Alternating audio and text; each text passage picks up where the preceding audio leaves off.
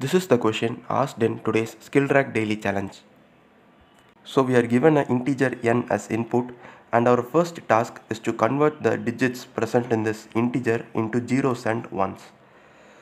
So if the digit is odd, we have to replace it with 1, and if the digit is even, then we have to replace it with 0. So the first digit is 8, so it is even, so must be replaced with 0, and the second digit is 4, so it is also even, so again 0, and then 5 3, so both are odd, so 2 1, and then finally 6, it is a even, so 0. So now our task is to convert this binary representation into a decimal value. So to convert from binary to decimal, we would come from last, and whenever there is 1, we would add 2 power to it. So here there are 2 ones, so they are at the index 1 and 2 while coming from last. So 2 power 1 plus 2 power 2 would be the decimal representation. So 2 power 2 is 4 and 2 power 1 is 2. So 4 plus 2 is equal to 6. So this is how we get our output 6. Similarly, for the sample input 2, the first digit is odd, so we are replacing it with 1, and then even, odd, odd, odd, and even. So the decimal representation of this binary is equal to 46. So we print 46 as our output. Now let us see how to write a C program for this.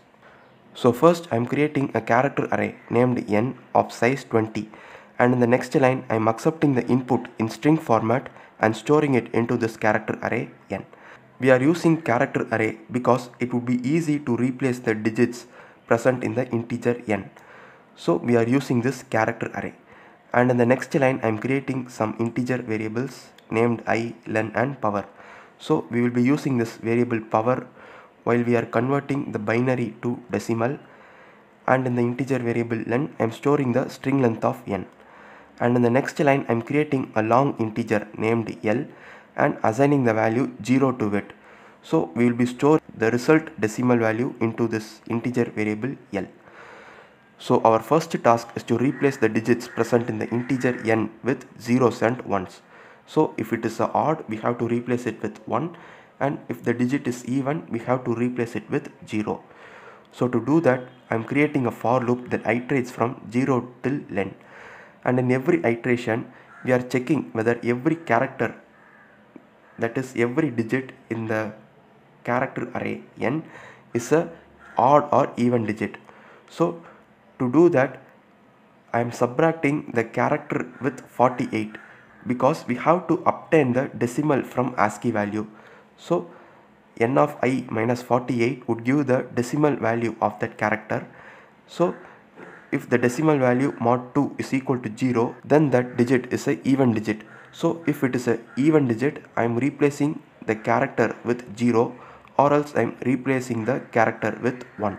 So when this for loop finishes its execution, the digits present in the integer n would have been replaced with zeros and ones. So now we have to convert the binary into decimal. To do that, we would be iterating from last.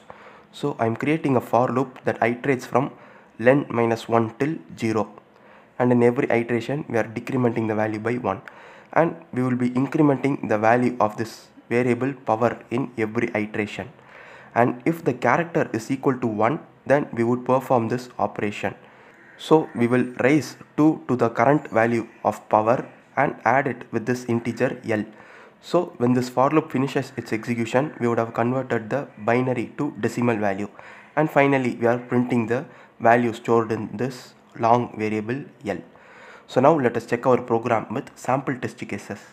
So I have given the sample input 1 and our expected output is 6. So we are also getting 6. And now I have given the sample input 2, our expected output is 46. So we are also getting 46. So this is the logic behind today's daily challenge. Thank you for watching.